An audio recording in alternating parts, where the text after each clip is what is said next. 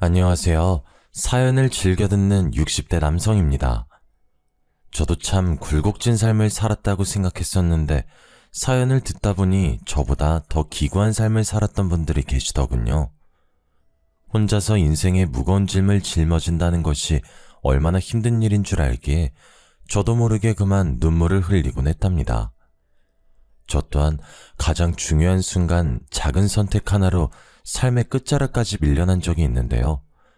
거친 바늘길을 걸어오며 느낀 것은 순간의 작은 행동 하나가 인생을 통째로 바꿀 수도 있다는 거였네요. 저는 태어날 때부터 참 불행한 아이였습니다. 7남매 중 장남이긴 했지만 부모님께서는 저에게 어떠한 애정도 관심도 주지 않으셨거든요. 제 기억 속 어머니께서는 한 번도 저를 제대로 안아주지 않으셨는데요. 그 이유가 참 기가 막히더군요. 아버지께서 저의 이름 단자를 받으러 간 날 무당은 제가 평생 재수없는 아이라고 했기 때문이었습니다. 고작 그런 이유로 자신이 배아파 낳은 아이를 냉대하다니 저는 이해할 수 없었고요. 부모님은 제가 공부를 못하는 것도 유난히 마른 것도 다 재수가 없기 때문이라고 말하셨죠. 하지만 제가 부모님께 이런 냉대를 받았다고 동생들을 미워하거나 학대한 것은 아니었어요. 동생들은 그래도 형이고 오빠라고 저를 살뜰히 챙겨주었거든요. 동생들은 아궁이에서 고구마를 구울 때면 어머니 몰래 저에게 고구마를 가져다 주고 소학교에서 빵을 받아올 때면 반을 나눠주었습니다. 못난 장남이었지만 저를 생각해주는 동생들 덕분에 저는 부모님의 모진 말들을 견딜 수 있었네요. 부모님께서는 제가 중학교를 졸업하던 날 고등학교 진학은 꿈도 꾸지 말라며 으름장을 놓으셨어요. 비싼 학비 축내지나 말고 과수원 일손이나 도우라고 했는데요. 그러면서 자신들이 죽거든 과수원을 열심히 꾸려 동생들의 학비와 결혼 자금을 대주라고 하셨죠. 그게 바로 재수없는 살을 풀 수 있는 유일한 방법이라면서요. 저는 부모님의 말씀을 아주 잘 따랐어요. 이렇다 할 재능도 없는 제 처지를 너무나 잘 알았으니까요. 동생들은 저를 걱정했지만 의외로 과수원의 일은 제 적성에 잘 맞았습니다. 한 곳에 앉아 집중을 해야 하는 공부와는 다르게 여기저기 돌아다니며 일을 할 수 있었거든요. 부모님의 일손을 도우며 항상 생각했죠. 동생들 대신 과수원 일을 즐거워하는 내가 과수원을 이어받아서 참 다행이구나 하면서요. 그 후 저는 하루도 빠지지 않고 부모님을 도와 과수원을 일궜습니다. 다행스럽게도 저희 과수원에서 자란 사과는 당도가 높아 찾는 사람이 많았고요. 덕분에 저는 동생들의 대학 등록금을 마련해 줄 수 있었습니다. 제가 35이 되던 해 부모님께서는 저에게 결혼할 것을 권하셨죠. 그때까지도 여자와 제대로 된 만남도 가져보지 않은 저였기에 부모님의 말씀은 당황스러울 뿐이었어요. 부모님은 걱정하지 말라며 저에게 한 여자를 소개시켜줬습니다. 그 여자는 저도 아는 사이였습니다. 저희 과수원의 일손이 부족할 때면 도와주었거든요. 부모님께서는 제가 어디 가서 번듯한 처녀를 만나 가정을 꾸리냐며 결혼을 재촉하셨습니다. 저는 부모님 말씀에 동의했어요. 여자분은 고아인 자신을 받아만 준다면 정말 감사할 거라고 말하더군요. 여자는 햇빛 밑에서 사과를 따서인지 얼굴빛이 검은 빛을 띠고 있었는데요. 저는 못난 제 처지를 이해해주고 살림을 합친다는 여자만 있다면 낯빛 같은 건 상관없다고 생각했습니다. 결혼한다는 것만으로도 감사한 일이니까요. 그렇게 저희는 부모님의 뜻에 따라 부부의 인연을 맺게 되었네요. 하지만 저희는 신혼생활을 즐길 여유가 없었습니다. 결혼하고 얼마 지나지 않아 부모님께서 돌아가셨거든요. 갑작스러운 부모님의 변고에 눈물조차 나오지 않았죠. 저보다는 아직 어린 동생들이 걱정이었고요. 저는 슬퍼하는 동생들을 위로한 후 장례를 마쳤습니다. 그 후로는 과수원을 이어받아 열심히 사과를 수확했어요. 아내는 상심한 저의 옆을 낮이고 밤이고 지키며 위로해 주었어요. 저는 아내의 위로에 큰 힘이 났고요. 아내는 자신 또한 부모님이 일찍 돌아가셔 부모를 잃은 슬픔을 잘 안다고 했습니다. 저희는 서로를 다독거렸고 비슷한 처지였던 저희는 사랑보다 끈끈한 무언가로 얽혀 있었죠. 그리고 결혼한 지 1년이 되던 해 아내는 저에게 첫 아들을 안겨주었습니다. 아들이 태어난 후 저희 부부는 더욱 돈독한 사이가 되었어요. 저희에게는 아들을 잘 키우자는 목표가 생겼으니까요. 아내와 저는 과수원을 키우기 위해 노력했죠. 하늘도 저희 부부의 노력을 알았는지 저희 사과가 지역 특산물로 선발되며 큰 인기를 끌게 되었습니다. 하지만 저희 부부에게 좋은 일만 일어난 것은 아니었습니다. 아들이 5살이 되던 해 아내는 아무 이유 없이 쓰러지는 경우가 많았어요. 병원에서는 그 원인을 알 수가 없었죠.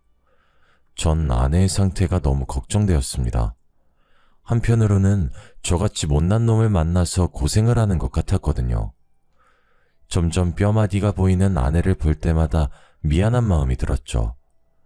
저는 아내의 병을 낫게 하기 위해 노력했어요. 하지만 좋다고 소문이 난 약재를 구하 아내에게 먹이고 좋다는 병원을 데려가 봤지만 소용이 없더군요. 하늘이 무너지는 기분이었습니다. 아내는 점점 더 생기를 잃어갔고 그 모습을 지켜보는 저는 애만 탈 뿐이었어요. 문득 전 밝고 생기 넘치던 예전의 아내를 보고 싶다는 생각이 들었어요. 저는 아내에게 장날에 맞춰 밖을 나갈 것을 제안했어요. 아내가 평소 장날에 구경 가는 걸 좋아했거든요. 오랜만에 밖에 나온 아내는 기뻐 보이더군요. 오랜만에 보는 밝은 표정이었습니다. 그런데 구경을 하던 중 저희 앞으로 중년의 여인이 지나갔는데요. 화려한 한복을 입고 있는 그 여자는 누가 봐도 무당처럼 보이더라고요. 무당은 아내의 앞을 지나가며 딱 한마디를 했습니다. 신병이 나도 단단히 났네. 어째 지금까지 살았냐? 예? 그게 무슨 말입니까? 제가 신병이라뇨. 거 순진한 사람에게 아무런 말 하지 마쇼. 딱 봐도 만만한 사람 한 명 골라 한몫 단단히 챙길 요령인가 본데 괜히 아픈 사람 건들지 말고 가던 길 가십시다. 저는 수상해 보이는 무당을 경계하며 아내를 감싸 안았습니다. 무당은 기가 차닿는 듯 웃더라고요. 무당은 저고리 안쪽에 방울을 꺼내 흔들며 아내 앞으로 다가왔어요. 갑자기 무당이 방울을 흔들자 시끄러운 소리가 귓가를 어지럽혔습니다. 하지만 아내만큼은 두 눈을 감으며 평안한 표정을 지었어요. 남편이란 작자가 지 아내 죽어가는 줄도 모르고 아주 명줄을 잡아먹는구만. 지금까지 안 죽고 버틴 것도 용해. 내가 살다 이리 재수없는 사내는 또 처음 보는구만. 지 애미애비는 물론 아내까지 죽일 팔자를 타고났어. 이렇게 천한 팔자를 타고났어야. 무당은 아내가 가엾다는 듯 머리를 쓸어 넘겼습니다. 그러면서 눈물을 글썽거렸고요.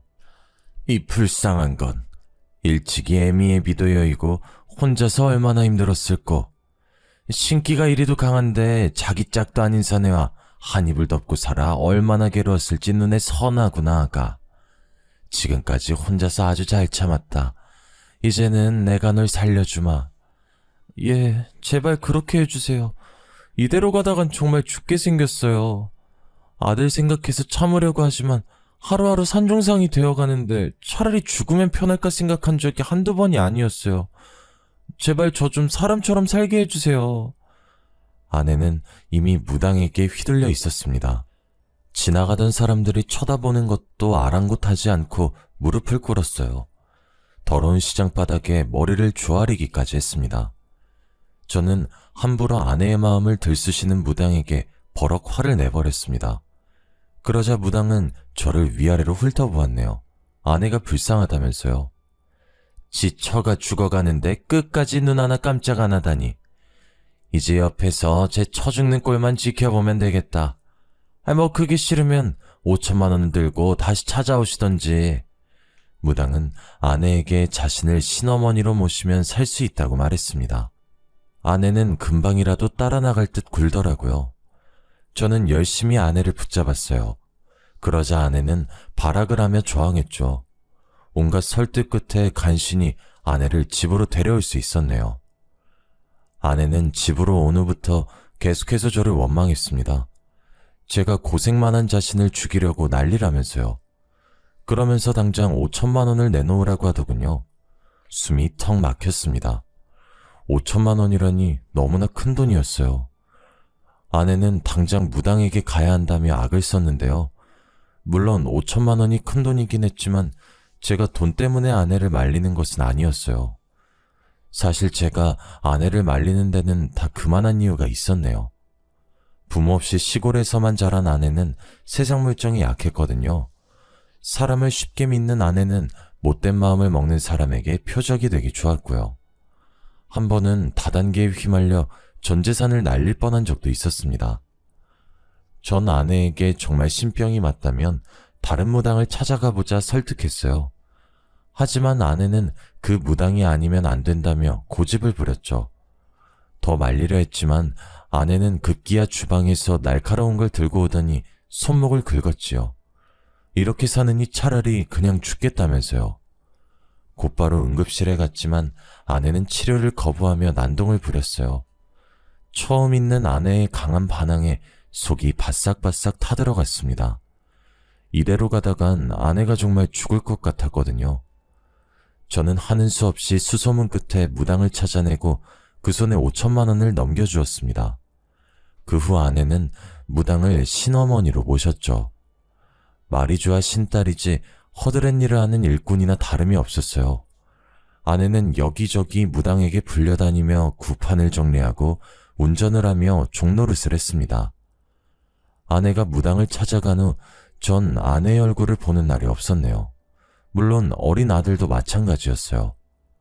아내는 항상 녹초가 되어 집에 왔기에 전 과수원의 일을 혼자 할 수밖에 없었고요. 하지만 두 명 하던 일을 혼자 하려니 힘이 붙였습니다. 그렇다고 힘들어하는 아내를 시킬 순 없었죠. 저는 어쩔 수 없이 허리띠를 줄라매고 일할 사람을 구하기 시작했습니다. 다행히 마을 사람들의 도움으로 빠르게 일손을 구할 수 있었어요. 같이 일하게 된 아주머니들은 다들 착하고 손도 빠르셨는데요. 그 덕에 수월하게 일할 수 있었죠. 제 사정을 딱하게 생각하신 아주머니들은 손수 반찬도 가져다 주시며 정말 감사한 은혜를 베풀어 주셨거든요. 저는 감사한 마음에 품삯을 좀 더 챙겨드리기도 했습니다. 하지만 저의 근심이 다 사라진 것은 아니었어요. 아직 어린 아들이 집에 혼자 있었으니까요. 언제나 아들을 챙기던 아내는 무당과 가깝게 지낸 후부터 아들에게 냉랭하게 대했거든요. 전 그 모습을 볼 때마다 마음이 아팠습니다. 어린 아들이 혹 갑자기 변한 어머니로 인해 마음에 큰 상처를 받진 않을까 걱정도 되었고요. 저는 결국 회사를 그만둔 둘째 여동생에게 사정을 말했습니다. 여동생은 한동안 자신이 아들을 봐주겠다며 흔쾌히 말을 하더군요. 그 후 여동생은 서울에서 내려와 아들을 보살펴 주었네요. 여동생은 어릴 적 동생들과 쓰던 방을 사용하며 집안일을 거들어 주었어요. 물때가 낀 화장실을 청소해 주었고 벌레 먹은 쌀을 씻어 밥을 지어 주었죠. 아들과 저는 여동생이 지어진 따뜻한 밥과 깨끗이 손질된 옷을 입으며 사람답게 생활할 수 있었습니다. 못난 오라비를 도와주겠다는 여동생이 참 고마웠죠. 단 한 사람만 빼면 말이에요. 아내는 여동생이 집에 온 이후로 대놓고 싫은 티를 냈었거든요. 언제 자기 집에서 나갈 거냐고 말하면서요. 한날은 빨래를 개고 있는 여동생의 앞에서 방울을 흔들며 무당흉내를 내었습니다. 아가씨, 보아하니 부모 복도 없고 남편 복도 없는 것이 썩 좋은 인생은 아니네요. 뭐 하나 제대로 나가는 게 없어, 아가씨는요. 평생 뼈 빠지게 일해도 자기 먹을 만큼의 복도 없는 사람이에요. 아가씨, 지금 회사에서 잘린 거죠? 그게 다 왜 그런지 아세요? 다 아가씨 복이 간장종지만 하기 때문이에요. 복을 담을래도 그릇이 적으니 계속 넘쳐서 가지고 살 수가 없는 거죠. 그러니까 괜히 좋은 직장 갔느니 좋은 남자를 만나느니 그런 헛소리 집어치우고 혼자서 평생 일만 하면서 사세요. 새언니, 그게 시집도 안 간 시누이한테 할 말이에요? 만약 제가 정말 그런 운명이라고 해도 새언니인 저한테 그렇게 말씀하시면 안 되죠. 무당한테 정신 팔려 집안 살림이고 과수원이고 돌보지도 않고 오빠랑 원준이가 안타까워서 일부러 시골에 내려온 게 누군데요? 새언니가 이런 사람인 줄 알았으면 오빠랑 결혼한다고 했을 때 무슨 소리 써서라도 막았을 텐데. 새언니랑 같이 사는 우리 오빠가 불쌍하네요. 어머, 아가씨, 팔이 안으로 굽어도 말은 똑바로 해야죠. 이 사람이 저를 만나서 고생한 게 아니라 제가 이 사람을 만나서 고생한 거라고요. 복도 지질이 없고 아내 귀한 줄도 모르는 남자 만나서 인생이 망한 거는 저라고요. 아가씨 오빠야말로 저한테 너무하죠? 제가 아픈 것도 다 이 사람 때문이란 말이에요. 아내는 격분하며 여동생에게 삿대질을 했습니다. 저는 아내가 정말 너무한다는 생각이 들었고 열심히 아내를 말렸습니다. 여보, 그만해. 그동안 정민이가 원준이한테 얼마나 잘했는데 그것도 잊어버린 거야? 나는 어떻고 신딸 노릇한다고 집안도 팽개치고 나간 당신 대신 집안 보살펴준 게 누군데. 적어도 정민이한테 고마운 마음 있으면 말조심은 알아서 해야 하는 거 아니냐고. 그 밥에 그 나물이라더니 아주 지 동생이라고 싸고 도는 꼴하고는. 돈 내고 볼 사주 그냥 봐준 건데 그걸 고깝게 들어서 아내한테 소리 지르는 꼴이라니. 내가 말 좀 아낀다고 정해준 운명이 어디 쉽게 바뀌는 줄 알아? 진작에 신엄마 말을 들었어야 되는데 뭐가 좋다고 이런 집구석에 붙어서 살아왔었는지 과거로 돌아갈 수 있었으면 좋겠어. 당신 같은 인간이랑 안 엮이게. 과수원 물려준다는 당신 부모 말에 홀랑 넘어가 시집간 내가 한심한 년이지. 쥐뿔도 없으면서 동생들만 줄줄이 굴비마냥 달고 있는 줄 누가 알았겠냐고. 그나마 원준이 때문에 버티고 살았는데 이제 그럴 필요도 없겠어. 애비 사주가 그 모양인데 자식이라고 벌 수 있겠냐고. 평생 칼자루 잡고 휘두르는 아들 뭐가 이쁘다고 그동안 끼고 돌았는지. 어머, 오빠, 새언니 말하는 거 들었어? 진짜 미쳤나봐. 저게 사람이야? 새언니, 진짜 사람 탈을 쓰고 어쩜 그런 막말을 할 수가 있어요? 짐승도 키워준 은혜는 안다고 하는데 솔직히 새언니가 우리 오빠랑 결혼 안 했으면 지금 이만큼이라도 살 수 있었을 것 같아요? 아마 지금도 단칸방 월세나 내면서 하루 벌어 하루 먹고 살았겠죠. 누구 운명 운운하기 전에 자기 인생부터 좀 돌아보라고요. 아내와 여동생의 싸움은 몸싸움으로 번져나갔습니다. 저는 두 사람의 싸움을 말렸는데 화가 잔뜩 난 여동생이 당장 이혼하라며 난리를 피우더군요. 아내는 오히려 자신이 먼저 나갈 거라며 옷장을 열어 옷가지를 꺼내기 시작했어요. 방 안에 있던 어린 아들은 그 광경을 목격한 후 펑펑 눈물을 흘렸습니다. 전 어린 아들을 보며 아내에게 무릎을 꿇었네요. 어린 아들에게는 엄마가 필요하니까요. 여동생은 경악하며 지금이라도 이혼하라며 난리였지만 저는 끝까지 앉아 아내에게 싹싹 빌었습니다.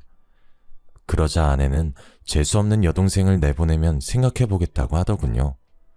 저는 어쩔 수 없이 여동생에게 미안하다 사과하며 다시 서울로 올라가라고 말했어요.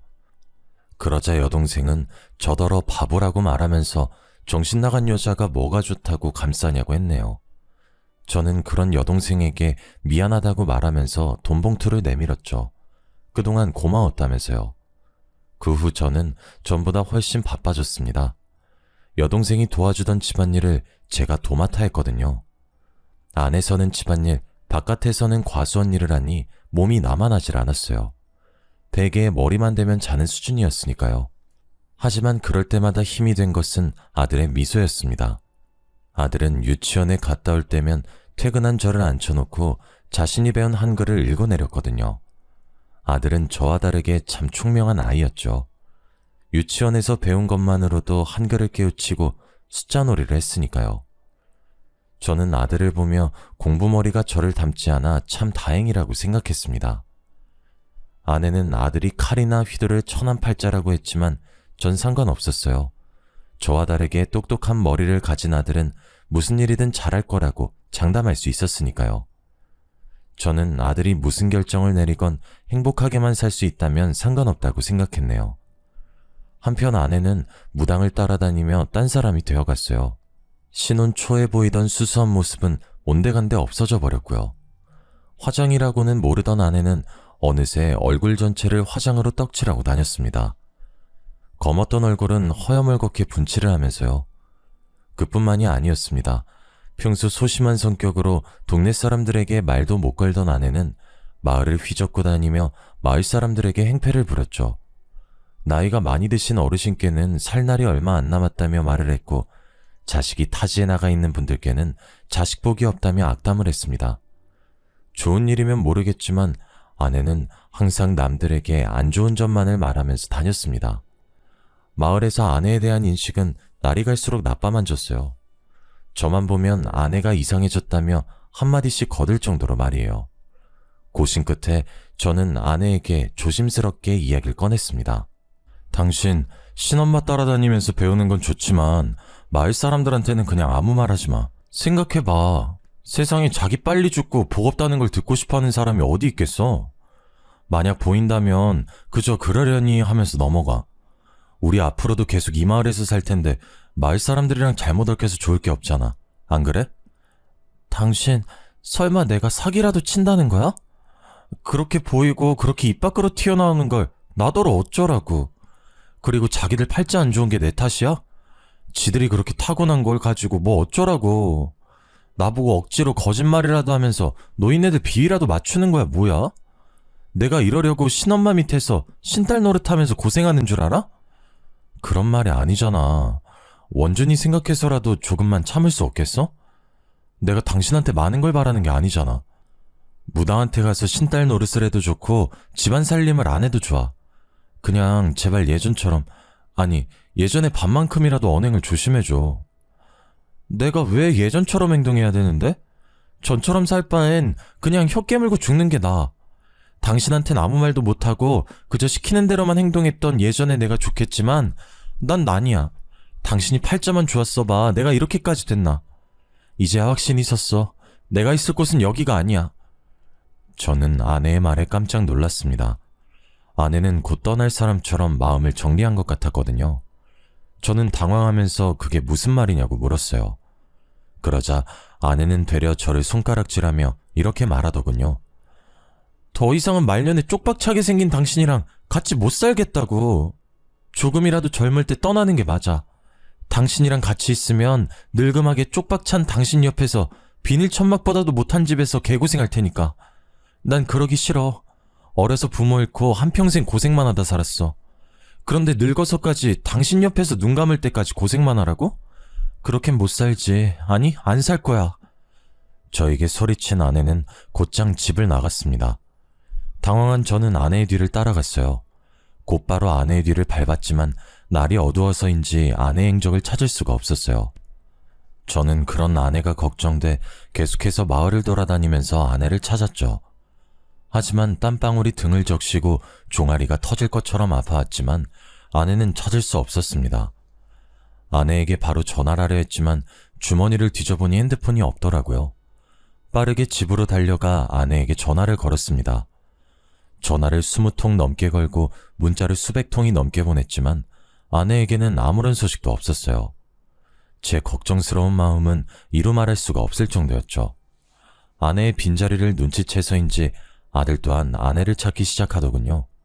그날 전 뜬 눈으로 밤을 지새우며 아내를 기다렸습니다.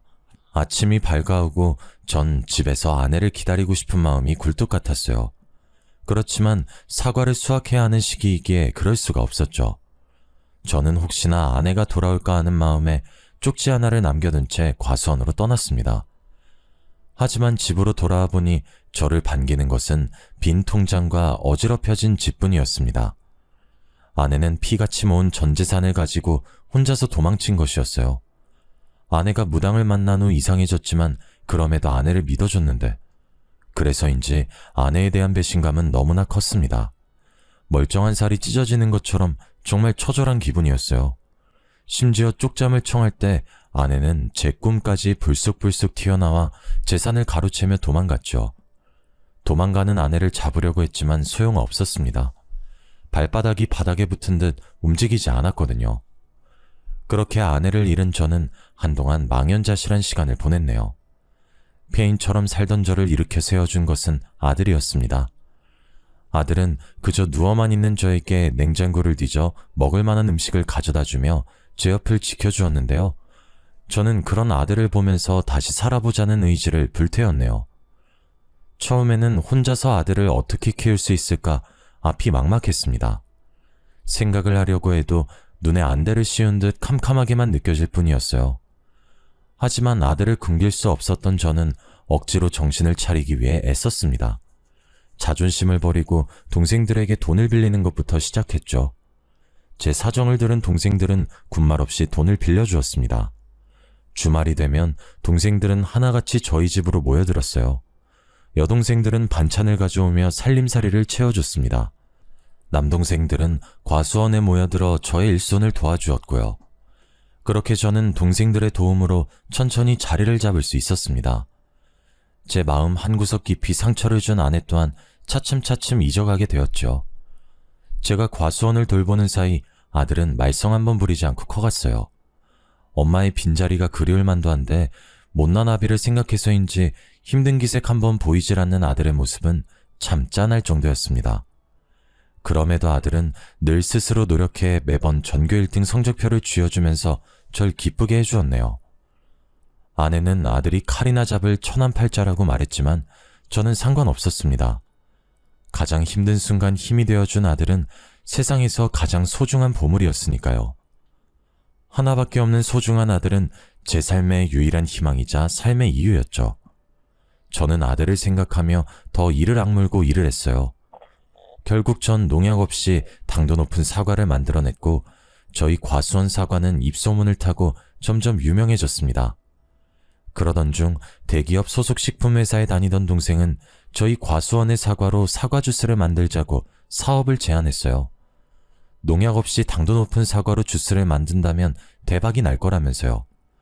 처음에는 동생의 제안을 거절하려 했지만 동생은 이렇게 말하더군요. 평생 시골 과수원에서 썩느니 한번 도전해보는 게 어떠냐고요. 결국 저는 새로운 것에 도전하기로 마음을 먹었습니다.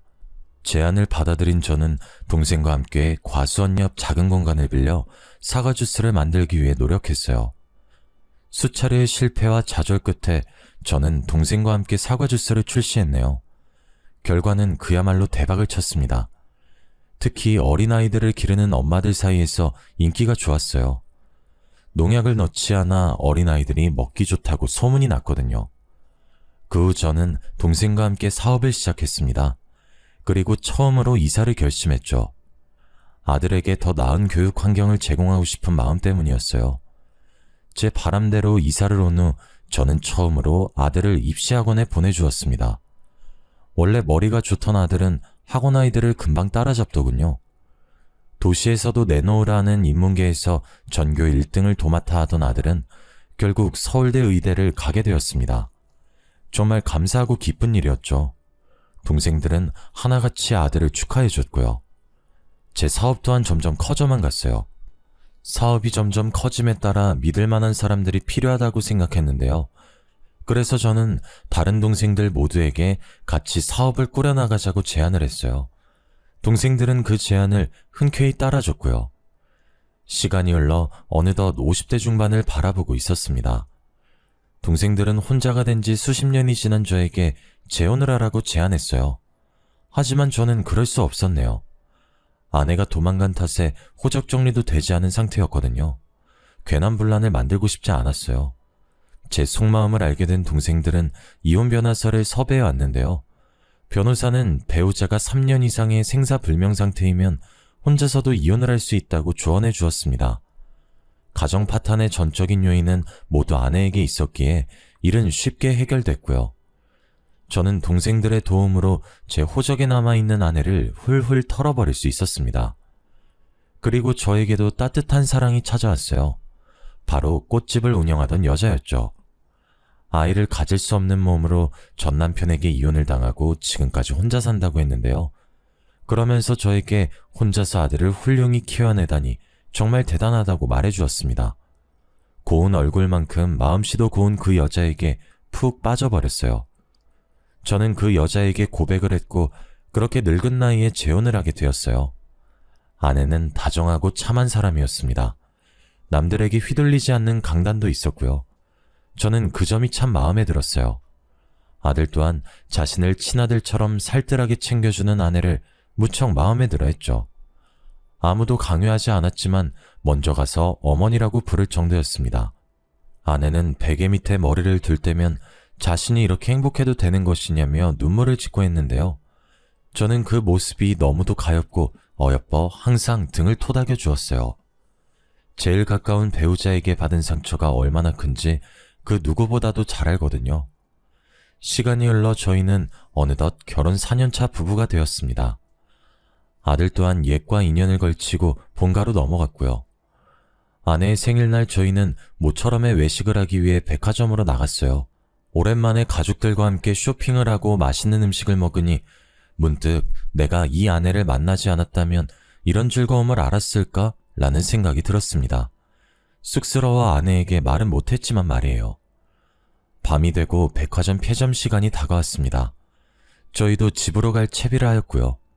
그런데 백화점에서 얼마 떨어지지 않은 곳에서 풀빵을 파는 노파가 있더군요. 늦은 시간까지 풀빵 장사를 하다니 전 의아했는데요. 아내는 마침 간식이 먹고 싶었는데 잘 됐다며 한 봉지 사가자고 했죠. 이럴 때 아니면 언제 먹느냐면서요. 날씨가 더웠기에 저는 차 안에 에어컨을 틀어두고 아들과 둘이 풀빵을 사기 위해 나왔습니다. 가까이 다가가니 노파는 딱 봐도 산전수전을 다 겪은 모양이었어요. 고개를 숙이고 있는 노파의 머리는 허옇게 새어 듬성듬성하게 두피가 보이고 있었습니다.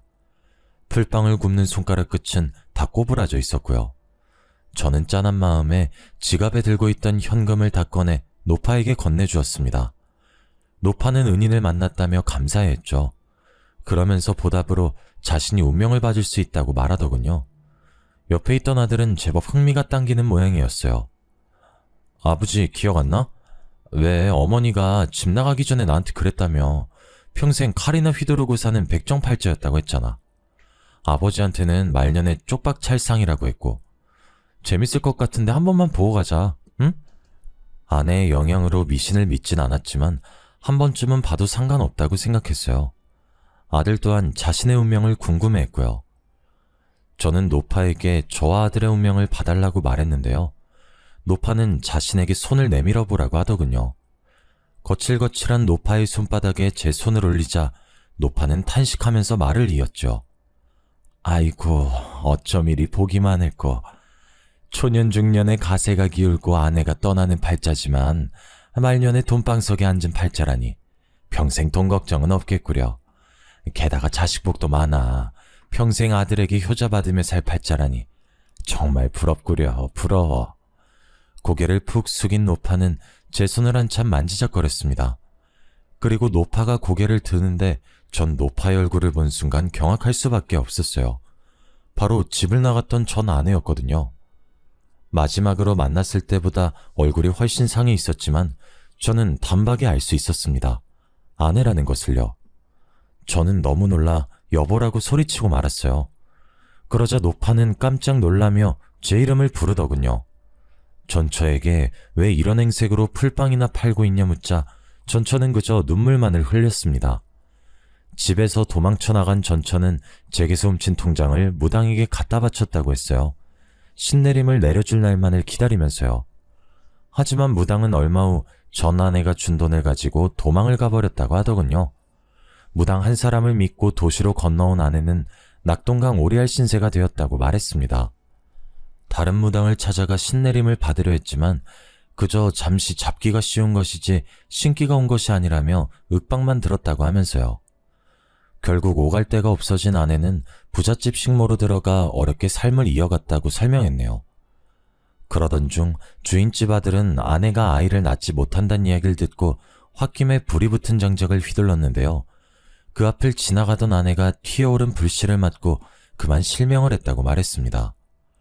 그 후 눈이 먼 전 아내는 주인집에서 얼마 안 되는 돈을 받고 쫓겨났는데요. 그마저도 사기를 당해 전부 날려버렸다고 했어요.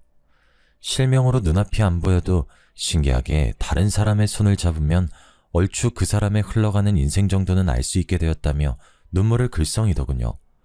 그 재주로 풀빵 장사를 하면서 간간히 사주를 봐주며 살았던 것이죠. 아이고, 내가 그때 그 무당년 말만 안 들었어도 이런 쌩고생은 안 하는데 그때 뭐에 홀려서 남편이랑 핏덩이 같은 아들을 버리고 도망쳤는지 내가 미친년이지. 전처는 아들과 저를 버리고 무당을 따라간 것이 천추의 아니라며 가슴을 두드렸어요. 물론 전처가 원망스럽긴 했지만 이런 식으로 망가지길 바란 건 아니었거든요. 아들 또한 마찬가지였고요. 전처는 때가 꼬질꼬질하게 낀 티셔츠로 눈가를 닦더니 그래도 다행이라며 한박 웃음을 지었죠. 그래도 늙음하게 부자 남편이랑 의사 아들을 만나다니. 내가 말년에 두 사람 만나려고 지금까지 쌩고생하면서 이리저리 발벗고 뛰어다녔나 보네. 당신도 내가 얼마나 그리웠겠어. 나도 당신한테 받은 상처 같은 거는 다 잊을 테니 당신도 다 잊고 우리 다시 새 출발하는 기분으로 살자고요. 아들, 그동안 엄마 없어서 많이 보고 싶었지? 어디 이리 가까이 좀 와봐. 애미가 눈이 멀어서 아들 얼굴도 못 보니 만져보기라도 하자꾸나. 우리 아들이 칼 잡는 팔자를 타고났다 무당년이 짓거렸었는데 의사가 되었을 줄이야. 내가 꿈에도 생각을 못했네. 호강은 무슨 호강이에요? 아빠 재혼한 지가 언젠데. 뭐? 그게 무슨 말이야? 네 아빠가 재혼을 했다니. 아니, 내가 이렇게 멀쩡하게 살아있는데 누가 재혼을 한다는 거야? 당신 설마 나 없다고 빈집에 딴 여자라도 얹히고 살았던 거야? 당신 마누라는 거지처럼 여기저기 떠돌아다니면서 손가락 꼬부라지도록 일만 하면서 살았는데 당신이 나한테 어떻게 그럴 수가 있어? 그래도 명색에 내가 아는데 끝까지 기다렸어야지. 그럼 아빠는 도망간 마누라 죽었는지 살았는지도 모르는데 그냥 기다리면서 평생 혼자 지내야 된단 말씀이에요? 먼저 남편하고 아들 버리고 간 게 누군데 이러세요. 저희 아빠가 왜 그런 호의를 베풀어야죠? 저요, 이날 이때까지 살면서 엄마한테 밥 얻어먹은 일이 기억이 손에 꼽아요. 제 기억 속에 엄마는 맨날 무당집에 불려나가고 집에서는 저한테 칼 휘두르는 백정팔자라면서 학대했던 것밖에 없다고요. 말년에 고생하기 싫다면서 우리 버리고 갈 땐 언제고 이제 와서 아빠가 벌어놓은 돈으로 호강하면서 살겠다고요? 절대 안 될 말이죠. 원준이 말이 맞아. 먼저 우릴 버린 건 당신이잖아. 당신 나가고 우리가 얼마나 힘들게 살았는 줄 알아? 혹시라도 도망 나갔던 당신이 우리 생각나 돌아올까 몇십 년 동안 이사도 안 가고 그 시골집에서 기다렸어. 나는 꿈에서도 도망가는 당신 붙잡으려고 안간힘을 썼고 근데 다 부질없는 짓이더라. 당신은 끝까지 안 왔거든. 원준이랑 내 마음속에 당신은 이미 죽은 존재야. 당신이 사람답게 살게 돕긴 하겠지만 이전처럼 우리 세 식구 같이 사는 일은 없어. 제 말에 전처는 땅을 치면서 후회하는 듯 했어요. 자신의 인생이 너무 한탄스럽다면서요. 그리고 뒤이어 아내가 차에서 나오더군요. 오랫동안 오지 않은 저희가 걱정되었던 모양이었죠. 아내는 전처를 보더니 깜짝 놀라며 김씨네에서 일하던 식모가 맞냐고 물었어요. 세상에, 여기서 만날 줄이야. 나 기억 안 나요? 왜, 나랑 같이 살았었잖아요, 김씨네에서. 나 그 집 며느리였는데. 그때 내 사주 봐줬던 걸로 기억하는데 맞죠? 나한테 애도 못 낳고 남편한테 소방 맞아서 쫓겨날 팔자라고 했잖아요. 그때는 그 말이 참 기분 나빴는데 지금 생각하니까 맞는 말이었어요. 애 못 낳는다고 쫓겨난 건 사실이니까. 그래도 다행이지 뭐예요. 말년에 이렇게 멋진 남편이랑 든든한 아들까지 생겼으니 말이에요. 생각지도 못한 아내와 전처의 인연에 저희는 말을 잇지 못했습니다. 전처는 하염없이 울기만 했고요. 그런 모습이 불쌍했는지 아내는 자신의 힘이 닿는 데까지 도움을 주고 싶다고 말하더군요. 그 후 전처는 아들의 도움을 받아 대학병원에 갔습니다. 실명한 눈을 되살릴 수 있는지 보려고요. 하지만 검사 결과 전처의 눈은 완전히 실명 상태였어요. 손가락 또한 너무 많이 써서인지 관절염이 이미 진행된 상황이었죠. 전처의 몸은 수십 년의 세월을 증명해주듯 망가질 대로 망가져 있었습니다. 결국 일상생활을 할 수 없었던 전처는 요양원으로만 가야만 했어요. 과거에 저를 버리고 떠나간 전처를 고급 요양원에 보내줬습니다. 아내는 계속해서 전처가 불쌍하다며 짠하게 말하길래 모든 사실을 털어놓기로 결심했습니다. 제 과거를 알게 된 아내가 떠날까봐 두렵긴 했지만 언제까지 비밀로 하고 살 순 없는 노릇이었으니까요. 모든 사실을 털어놓자 아내는 저를 이해해 주었습니다. 그러면서 우리의 인연이 생각지도 못하게 얽혀 있었다고 말했어요. 아내는 평생 고생만 하면서 살았던 사람이 부족하지 않게 지원해주라며 오히려 전처를 더 챙겨주었죠. 저는 아내의 고운 마음씨에 감동하고 말았습니다. 그 후 아내를 설득해 한 달에 한 번씩 전처를 보러 가게 되었어요. 애석하게도 전처는 아직도 그놈의 복타령을 하면서 신세 한탄을 풀어놓기만 하더라고요. 평생 고생만 하다가 못된 사람에게 걸려 망가진 전처를 볼 때마다 참 마음이 아파옵니다. 제가 하는 조언을 조금만 들었더라면 이렇게까지 비극으로 치닫진 않았을 텐데 참 가슴이 아려오곤 하네요. 하지만 전처와 저는 이미 끝난 인연이기에 그 이상 도와주는 건 안 될 말이겠죠. 어떤 사람들은 사람은 정해진 복대로 사는 것이라고 말하는데요. 저는 그렇게 생각하지 않습니다. 사람은 노력과 기회로 나아가고 또 그걸 토대로 성장해 나아가는 거니까요. 사연을 들으시는 여러분께서도 꼭 주어진 기회를 놓치지 말고 자신이 원하는 방향의 삶을 사시길 바랍니다. 운명은 스스로 개척해 나아가는 거니까요. 길었던 제 사연 들어주셔서 감사합니다.